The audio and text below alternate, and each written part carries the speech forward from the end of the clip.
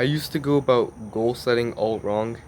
Looking back, I used to think that the biggest goal that you could possibly have was the best one. So I would think that the big goals would motivate you more. But honestly, now that I think about it, it's really not the case. Because I recently found out that the best kind of motivation, as in the one that is most likely to actually get you to continue doing something, is progress. Not some kind of big goal that's out in nowhere, just in your brain. And honestly, looking back, yeah, it's true. I should have just thought about that more. Honestly, progress is the best motivator. And it sounds counterintuitive because to get progress, you actually have to start. But once you actually do start, you just do the first step, you'll see a difference. Like, you'll see that it's really easy to continue going. I have a story that could really help you with this, is that whenever I first started working out, I barely got some muscle growth, as in barely, as in like my bicep was like this big or something like that. But I was so proud of it. Like, I genuinely showed my dad, and I was like flexing even though my arm was really small. I was really skinny at that time. And I guess I'm still skinny now, but I was so skinny at that time, and that little bit of like bicep growth that I got, I was so proud of it. Like, I showed it to my dad and everything, and because of that, I think that was the big part that why I continued working out, because I got that nice like reward, that nice like little bit of progress at the beginning. Like, honestly, without that, I probably still would have continued working out, but that's just such a nice memory at the beginning of my like working out journey. And imagine you could have that for example, not even working out, like reading a book, for example.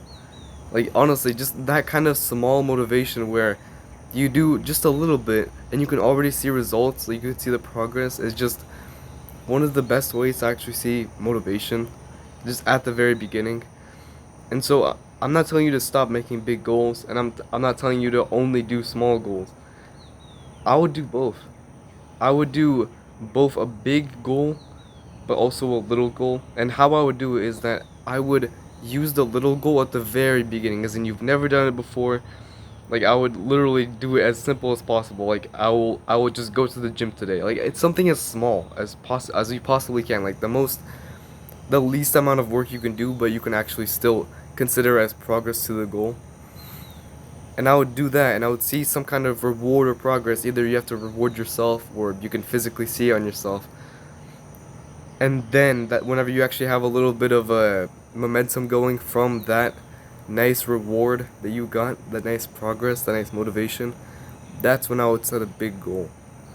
But I still wouldn't stop setting small goals. So start with small goals and keep them going, but have a big goal in mind after you already got your first little bit of small goals completed. And so, an example of this, instead of thinking about how big I'm gonna get when I've never worked out before, my first workout, all I'd be focused on was even getting to the workout, like getting ready for it. Then I would maybe try to get, like, I don't know, 13-inch arms instead of 12-inch arms. It's like something small, but it's something that you actually care about.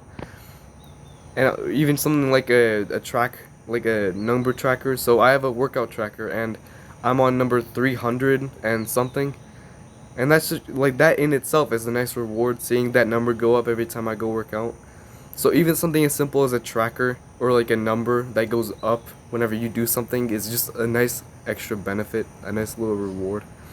It's a great way to see progress. And then after that, after you get that little bit of progress going, I would think of a big goal. I would think about how I want to get jacked. I want to get like a 10 out of 10 muscles, I want to get all the girls, all that. Only after I got that little bit of motivation, or not even a little bit, a lot of motivation from the progress you got. So start with small goals, continue them, and only start large goals after you actually feel like doing the thing. And I hope this helps you. I honestly, looking back, I didn't really think about it that way until I realized that motivation is actually the best motivator. Oh, sorry, oh my god. Progress is the best motivator, not motivation. I'll see you in the next video.